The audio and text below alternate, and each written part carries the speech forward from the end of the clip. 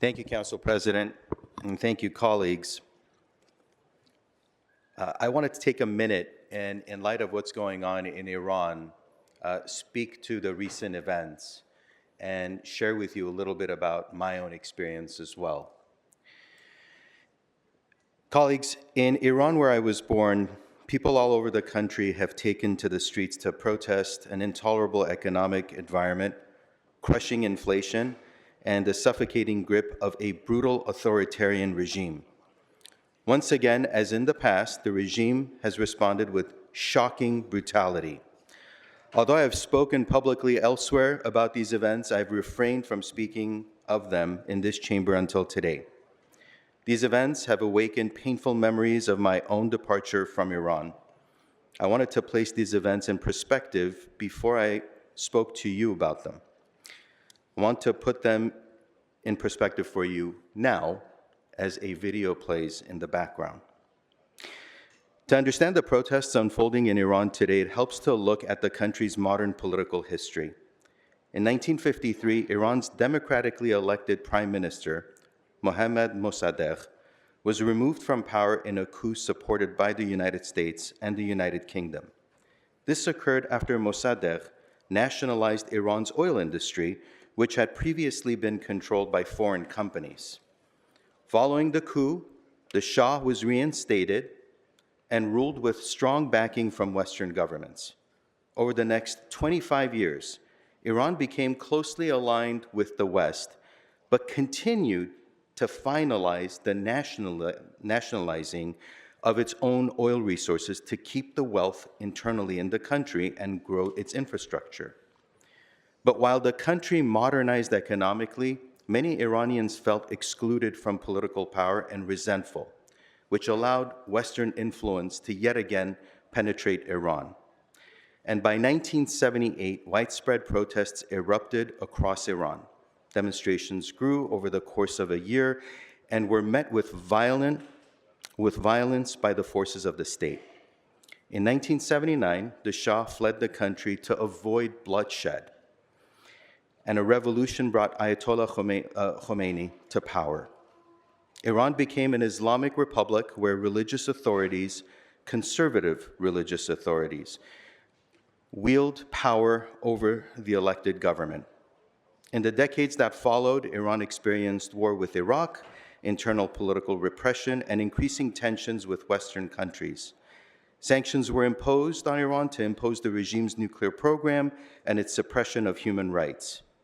These sanctions significantly affected Iran's economy, contributing to inflation, unemployment, and reduced access to global markets. Throughout this period, Iran has seen repeated waves of protests in 2009, 17, 2019, the most recent events in 2022, where the Masa Amini Day were established thereafter, often driven by economic pressures and political dissatisfaction and social restrictions. Each time, authorities responded with media restrictions, mass arrests, and lethal force. The current protests fit into this longer pattern. While recent demonstrations were triggered by immediate economic hardship, they also reflect decades of accumulated frustration over the lack of political freedoms, human rights abuses, and living conditions. Today's unrest is not happening in isolation.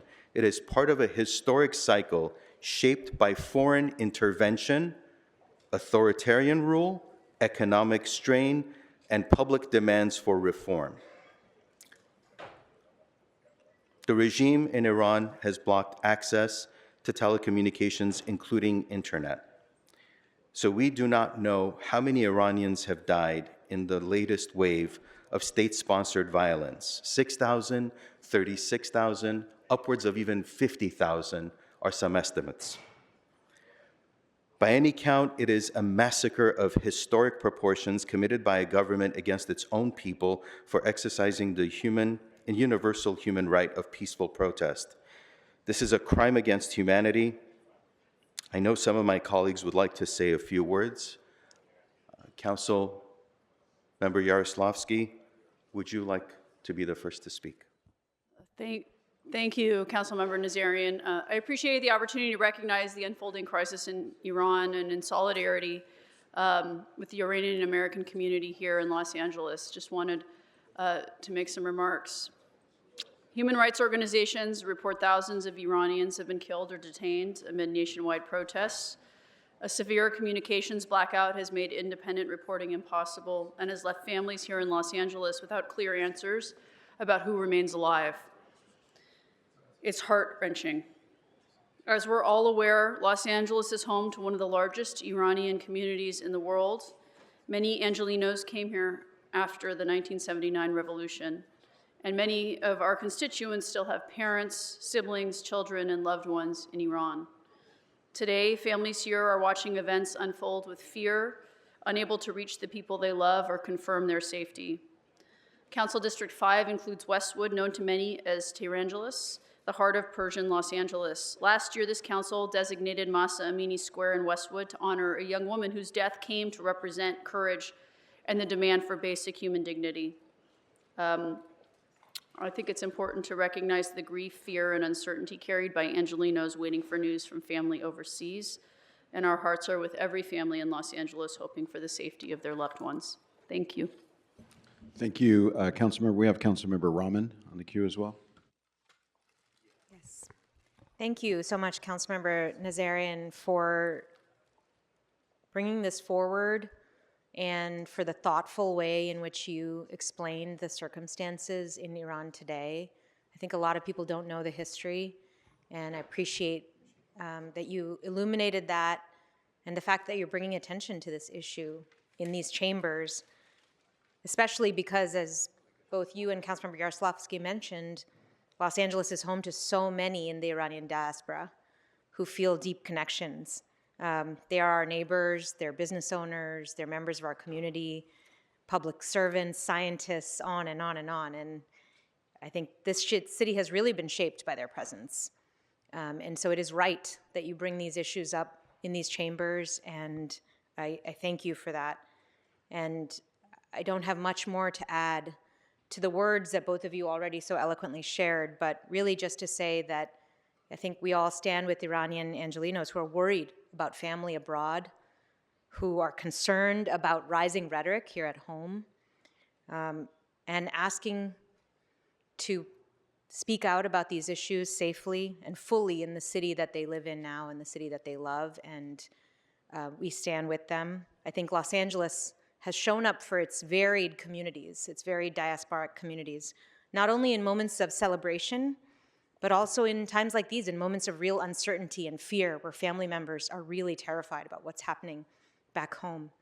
And I have deep empathy for what the community is going through right now. And I just wanted to thank you for recognizing this moment for what it is and for allowing us to stand with you.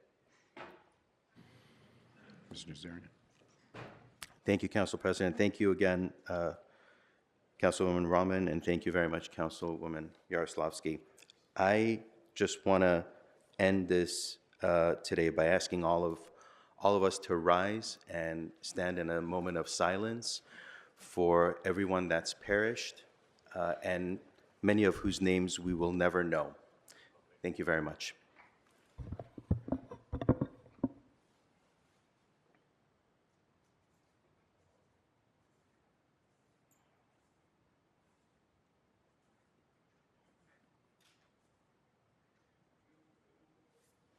Thank you, colleagues. Thank you so much, Mr. Nazarian. And with that, we'll go into public comment for this morning's meeting.